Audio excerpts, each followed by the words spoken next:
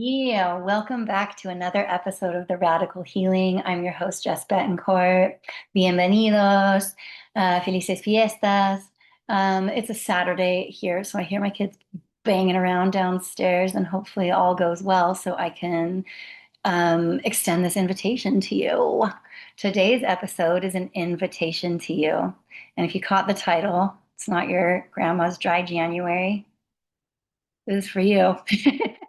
If you clicked on listen to this episode, let's assume that it's because you're interested in participating in Dry January or having a Dry January experience or wondering what it's like to abstain out from alcohol for a month and see how it goes. Or maybe you have done it. This will actually be my fifth Dry January. It's my fifth rodeo coming up.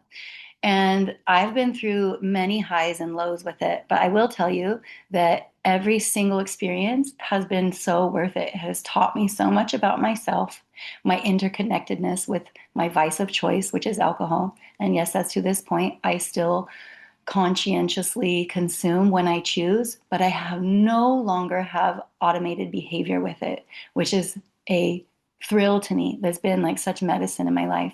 And I also work with people who have moved into removing it entirely, and they're deeply fulfilled with that. And I've worked with people who have situated their habit into a place where it just feels like that's the level that they're at. And that's how I work. That's how I approach this. I don't, I just like any of that, like ripping away and telling you what to do and like the militant approach of like really rigid restriction makes me really retract. So that is not what I offer at all. That's not how I operate. I don't adhere to those kinds of tactics. They do work for some people. Some people are like, yeah, like, be the dom, like they like it, but I'm not on board with it. I like more of like a step into the current kind of a feeling and like feel where it takes you, but also having skills of knowing how to swim and navigate your way through and get to the bank if you need to. That was the metaphor that just came to me, but that's how I roll. And here's some things that I have learned from my dry Januaries that have really, that I think that these are like some of the more difficult things that people encounter when they do one, or these are the reasons why they don't do one, doing a dry January. I don't like to say let's do a dry January. We're not doing it. We're gonna engage in a dry January experience so that we can change something for the long term and create true, deep, subconscious shifts. That's that's what this is. So the number one thing why January sucks is because a lot of the mentality relies on willpower. And when you have to do something from that perspective, it feels really antagonistic. It feels like you're forcing yourself to do something. It feels so deeply uncomfortable and annoying. And some people do go through that process and then they successfully get 30 days, or they don't, or they snap, or they break. But like, why feel tortured? I just, that just feels like torture to me, and I'm not a fan. And the second one that comes around as to why people choose to engage and then don't do so great or avoid it entirely is because of other people's opinions and experiences about their own dry January or what they think about dry January. Or, people can mock you, or even well-meaning people might be like, wow, that's great, good for you, like I could never do that. But all of these kinds of statements make a person feel isolated and lonely and separate and othered from the collective. And the way that I approach it is not that, right? Like that might still come to you, but the way that I coach people to have a really meaningful dry January experience is to make it deeply personal and to make it about more than just the act of removing alcohol for 30 days. And in my programs, it's not even really about can you do it for 30 days? It's about how do you shift your mindset? How do you deeply change how you feel inside about reaching for something to distract you or absolve you into a different experience rather than the one that you're physically and in reality in, is by doing deep change work about how you see yourself. What kind of person do you believe that you are? What kind of values do you have? What kind of standards do you set up for you, not because somebody else told you you should be this way, or then you think you've always been this way, or just this is the way that it is? Like, no, that's like an egg that we crack, right? We're going to take off the protective barriers around that kind of story, that kind of personal self-talk is unhelpful. And then, when we get in that way, we become defensive. If somebody mocks our decision to engage in dry January or others it in any way, we get defensive, or we break down, or we decide that we're going to do something that feels out of alignment with what we set ourselves up to do.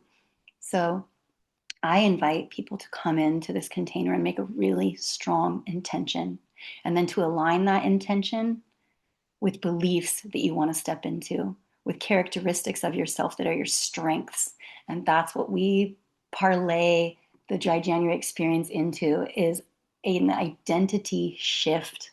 Because when you believe yourself to be differently, you feel differently, you talk to yourself differently, you think differently, and all of that results in doing something differently. And I'm getting ahead of myself. That's two. And then the third one is when people go about a dry January experience with willpower and defensiveness, or forcing it through and toughing it out, it creates this like um, energy of resistance. And resistance can only go so far before it snaps back on itself.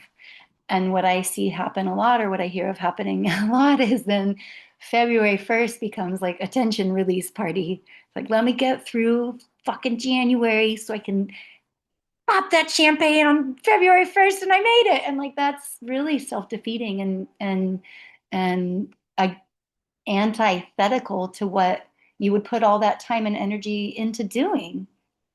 So what I have created with my friend Sarah at Happy Tea in Amsterdam is hypnodosing. Hypnodosing is hypnosis. I'm laughing because I love it. Like, I think it's a beautiful, wonderful service that we're providing. It begins on January 1st with an opening ceremony where people inside of the container, you if you're coming, will set a strong intention, and I will teach you how to create an identity shift. And then week by week, each week, there is a hypnosis and a coaching session on 2 different days. Each week, you will be guided to remove what is no longer needed, that is weighing you down from stepping into that different kind of identity. And I'll help you even create it even more succinctly by bringing into your reality with your physical self and the things that you do. And I will help you implant in your mind, in your subconscious mind, deeply new habits that are preferable to the old. And then we pair that with a microdosing protocol, which Sarah will lead. She is very well versed in adaptogenic support, plant support, tea blends. So we'll be using tea, the ritual of having tea over alcohol, and we will help you convince yourself that this is preferred. We will help you really own this positive suggestion that you prefer leaning into healthier habits and rituals to overwhelm the desire to reach for a drink, because it's just familiar. It's familiar. It's a well-worn neural connection. It's a habit that has been around for who knows how long. But if you're not feeling great and you're wanting a dry January experience, and the criteria for you is also that you want it to be yours, like you want it to be personalized and customized. Like, some people do a dry January, myself, for example, and I'm not in a space where I'm feeling like and then I'm going to be sober. But that might come, right? I'm very open to that possibility. I'm very open to that being a trajectory or path, place in the path of my evolution, and as you might be as well. So people who are coming into this space are wanting to find a personalized and customized relationship with alcohol, which might be forever abstinence, which might be just maybe drinking once a year, maybe, which might be just not wanting to drink during the week, or which might be just really wanting to rein it in and feel comfortable and satisfied with minimal amounts. So you get the opportunity to create your relationship as you want it to be. And then we match that customization to a place inside your personality where you can identify identity shifts that will help make that real for you without willpower, because it will just feel like that's what you do because that's who you are. And that's how hypnosis works. And I love it. Hypnosis has deeply changed my life, but as have psychedelics in general, the ones that I've chosen to engage with intention, not dosing under a tree in a field and looking at my hand, like that had its place too. But once I learned how to use intention with psychedelics in minute amounts, megadosing is a separate conversation. In this conversation, we're just talking about small, negligible amounts of psilocybin, which will help relax the mind, which helps build new neural connections, which helps repair the ends of the telomeres, the ends of your neurons. So it's a beautiful fusion of two methodologies that are going to sync together in this really amazing container. The container is also hosted. The container I'm referring to is the program that some people don't know because it's not like a Tupperware. The container is an energetic container. It will be hosted on an app. So within the app, there's a community space where you can constantly be in conversational engagement with other people, with other participants in the program.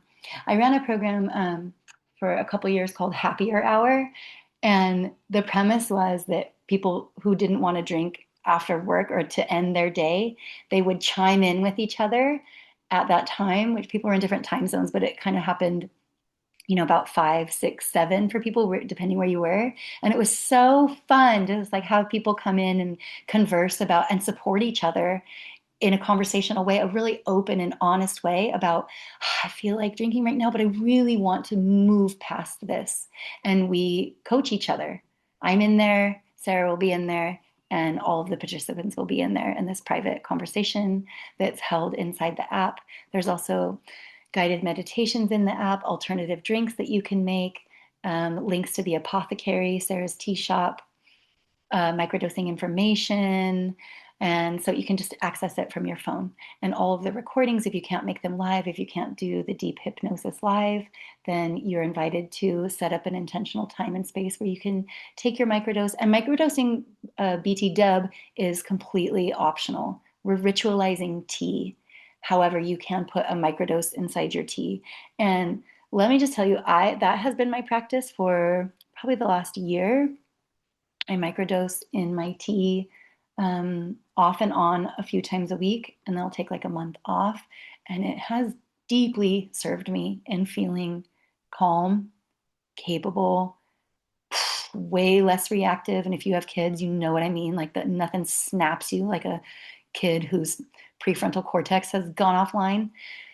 It has allowed me to parent better. My house is cleaner. I have decluttered almost every space in my house. I feel more deeply engaged with my artistic talents. I can hold more powerful conversations with my partner without feeling like I want to tune out or get away from it. It just really has deeply served my mind and my behavior and the way that my brain operates. So if you are questioning whether microdosing is right for you, really only you can make that decision. But what you can do is come into the container. You can ask Sarah, our expert, all of your questions, all of your hesitations. Or if you're all about microdosing, then this is absolutely the place for you. But none of this is required. It's an invitation. And if you want to learn more about it, I will put the link in the show notes. Called Hypnodosing. Starts January 1st. And it's just going to be so incredible. Let me just tell you quickly about the 4 weeks. So, week 1 is foundation, where we identify what's in the way and we help you set rituals that fit with your lifestyle. Rituals mostly are preparing tea or infusions with herbs, also things that you will choose for yourself, like taking walks around outside in the neighborhood or doing more exercise, having yoga or Pilates or Tai Chi or something like that. We help you set up morning rituals and evening rituals. So you bookend your day with some sense of security and comfort, something to look forward to, something to wake up to look forward to, and something that helps you go to bed to look forward to. So these having rituals in place also deeply soothes the mind to not go running around looking for something or to go back to revert to the habits that you're trying, that you will, in fact, disentangle yourself from. Week 1 will help you have an increased awareness of your patterns. So, again, if we can't see it, we can't change it. So, we will help you see it and be honest about it and compassionate with yourself about it. This is also, week 1 is probably the place where there's the most discomfort. As you notice that your urges will come, your cravings will come, but we're going to give you tools on how to not then immediately just be reactive to them. And then in week 2, we're going to work with managing stress and emotional regulation. Stressful events are the number one reason why people default, people who are in sobriety even, they cite stressful events as the number one reason why they, I don't like the word relapse, but for lack of a better word at this moment, relapse. And they are the number one reason why people fault out on a dry January experience that they would otherwise have really liked it to do. But stressful events are coming, right? So we need to learn how to manage them in a more appropriate way that's a better fit for who we see ourselves being. So here you'll have less cravings, less urges, you'll have improved mood regulation, and you will seriously be experiencing moments of genuine ease without alcohol. That's the goal. That's the outcome that we're going for. And week 3, this is who would you rather be active reprogramming of using subconscious identity shifts. This is where we will be creating the new patterns that start to feel more natural. You will be experiencing a reduced emotional dependence on alcohol. You will, by this point, have way better stress management, and you will be able to have a space, an opening where you can create something new. Usually people report having bursts of energy at this point, tons of motivation that they haven't been in connection with for a while. So that sort of like when you get that energy and you get that time and that motivation, what do you want to do with it? So we'll be working, this is like creative space. We'll be working with what are you calling in and how are you going to build habits and rituals that will be in service to what you want to create. Week 4 is integration, where we look at the significant transformation that you're experiencing in relationship with alcohol. You'll have evidence of new neural pathways acting, strengthening, and the old ones wearing away. After the program, there will also be an invitation to continue on in a private membership, if you so choose. Absolutely not a requirement, just an invitation. And Sarah and I, when we meet, we have more ideas all the time. So this will be an ongoing membership space, but the deep program work is happening January 1st. So at the time of this recording, it's December 6th, and we're currently in an early bird special.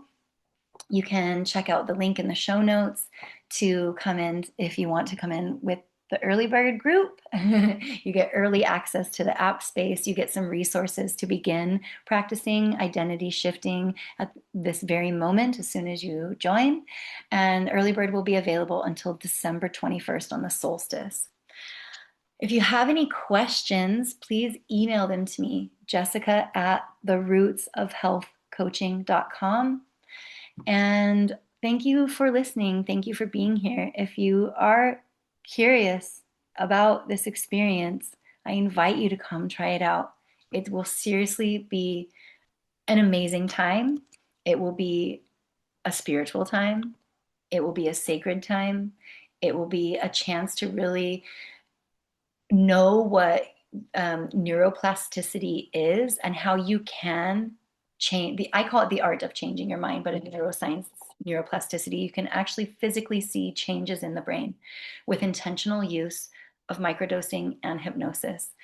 So that's the invitation. My kids are not screaming, but I am going to go check on them because now it's oddly quiet. I hope you have a beautiful day, and I really look forward to connecting with you again soon.